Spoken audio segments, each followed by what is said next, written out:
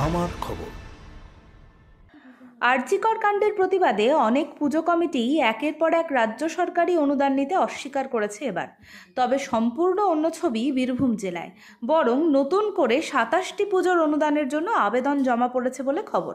রবিবার বোলপুর মহকুমা এলাকার ৫টি থানা যথাক্রমে বোলপুর, শান্তিনিকেতন, ইলামবাজার, পাড়ুই এবং নানুর থানার অন্তর্গত ৬৫টি পুজো কমিটির হাতে পুজোর অনুদানের ৮৫,০০০-এর চেক তুলে দেওয়া হয় বোলপুর পুরসভার উৎসর্গ মঞ্চ থেকে। এই থানাগুলির অন্তর্গত অন্যান্য পুজো কমিটিগুলি থানার সঙ্গে যোগাযোগ করে অনুদানের চেক সংগ্রহ করবে বলে জানা গিয়েছে। উপস্থিত ছিলেন রাজ্যের মন্ত্রী চন্দ্রনাথ সিংহ, অতিরিক্ত পুলিশ সুপার বোলপুর রানা মুখোপাধ্যায়, বোলপুর মহকুমা পুলিশ আধিকারিক রিকি আগরওয়াল, শান্তিনিকেতন থানার ওসি কস্তুরী মুখোপাধ্যায় চট্টোপাধ্যায়, বোলপুর পুরসভার পুরপ্রধান পর্ণা ঘোষ প্রমুখ।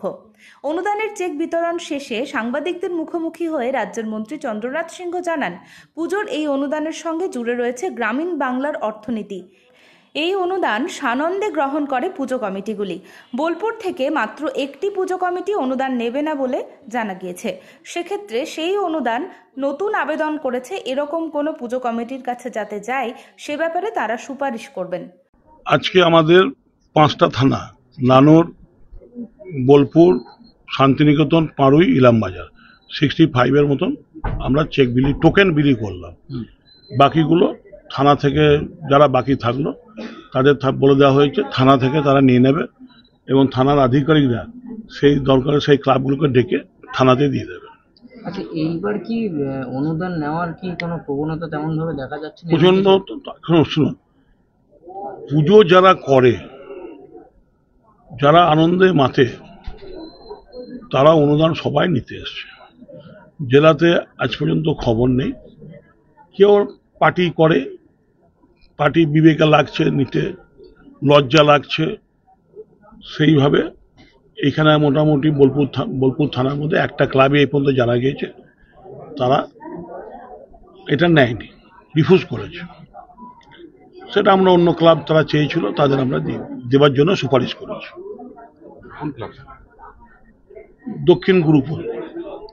দাদা, এমনও গ্রামের ক্লাবগুলো আছে যারা বলছে যে এই যে মুখ্যমন্ত্রীর যে অনুদান সেটা তাদের খুব প্রয়োজন, যাদের আর্থিক অবস্থা ভালো তারা নেবে না। সেই জায়গাতে আপনি কি বার্তা দেবেন? দেখুন, আমরা জেলা থেকে প্রায় 27টার মতন মাননীয় এসপি সাহেবের মাধ্যমে গেছে, যেগুলো আমাদের কাছে এসছে, যারা ডিমান্ড করেছিল আমরা সেগুলো পাঠিয়েছি। আশা করি আমরা, মাননীয় মুখ্যমন্ত্রী বলেছেন যারা নেবে না তাদেরগুলো আমরা অন্যান্য জেলায় ভাগ করে দেবো। তাই আশা রাখি এই 27টা ক্লাবকে দিলে পরে জেলা অনেকটাই এগিয়ে যায়, অর্থনীতিতে সবল হয়।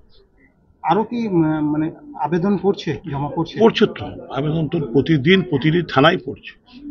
যে তার মধ্যে তো আমরা প্রথম দিকে যেটা পেয়েছিলাম 27টা, এখানে অ্যাডিশনাল এসপি সাহেব আছে, তেমনি ওইদিকেও একজন আছেন, তাদের মাধ্যমে এসপি সাহেবের মাধ্যমে এটা এলাকায় ঘুরে বেড়ান, সেই জায়গার অবস্থা দেখে কি মনে হয় যে অনুদান কতটা প্রয়োজন?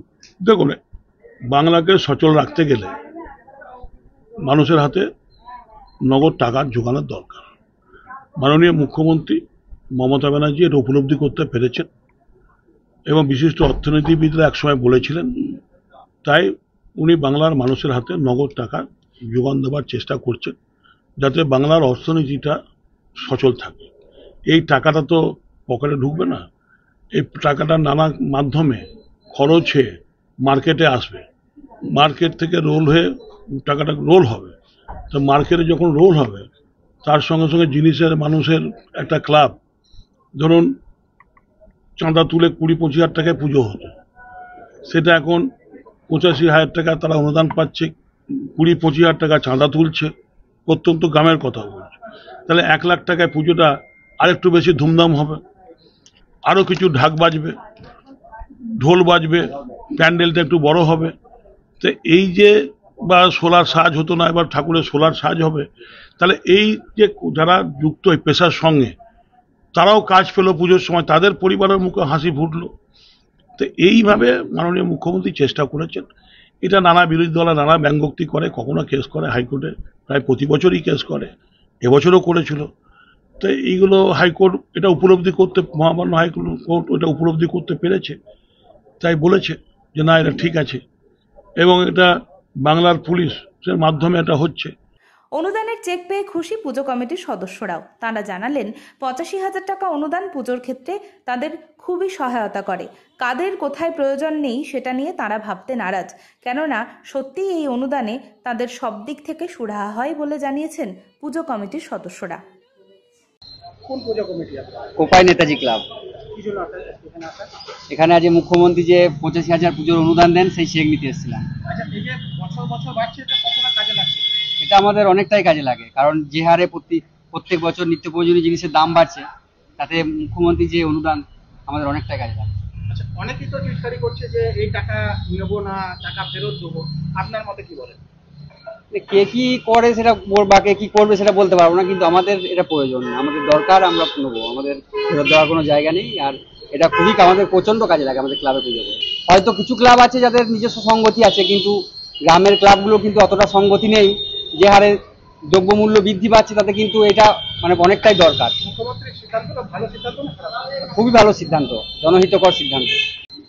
কোন পুজো কমিটি আপনার? আমরা কেএসআরডি সিংহবাহিনী সেবা সমিতি পুজো কমিটি। কি জন্য আজকে এখানে এসেছিলেন? আজ এই সরকারি পুজোর অনুদানের জন্য আমরা এখানে উপনীত হয়েছি এই পৌরসভার উৎসর্গ মঞ্চে।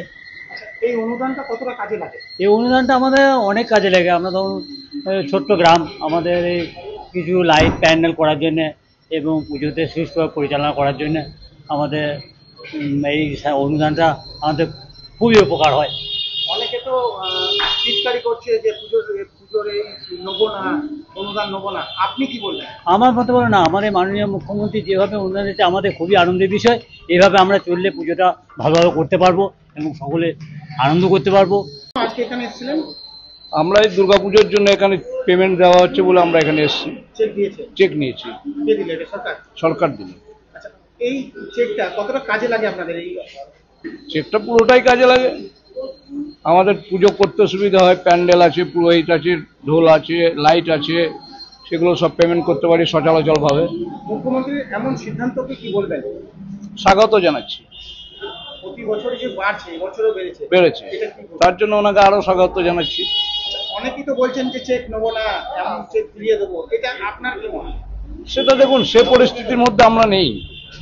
আমাদের হয়তো যাদের কিছু ফান্ড আছে তারা অন্যান্য ফান্ড থেকে ব্যবস্থা করতে পারেন, তার কালেকশন আছে, কিন্তু আমাদের সেরকম কিছু নেই। জেলা স্বাস্থ্য পরিষেবায় নতুন দিনের সূচনা। এমআরআই, রেডিওস্কোপি, সিটি স্ক্যান পরিষেবা এবার শান্তিনিকেতন মেডিকেল কলেজ ও হাসপাতালে পাওয়া যাচ্ছে। অত্যাধুনিক ব্লাড ব্যাংক ও প্যাথোলজি ল্যাবের সুবিধা রয়েছে। 10 টাকায় ডাক্তার দেখানো এবং ওষুধে 62% পর্যন্ত ছাড়ের সুবিধা। তাই আর দেরি কেন? আজই আপনার প্রিয়জনের চিকিৎসার জন্য আসুন আন্তর্জাতিক পরিকাঠামো আর অত্যাধুনিক প্রযুক্তি নিয়ে গড়ে ওঠা শান্তিনিকেতন মেডিকেল কলেজ ও হাসপাতালে। দেখতে চোখ রাখুন আমাদের ফেসবুক ও ইউটিউব চ্যানেলে।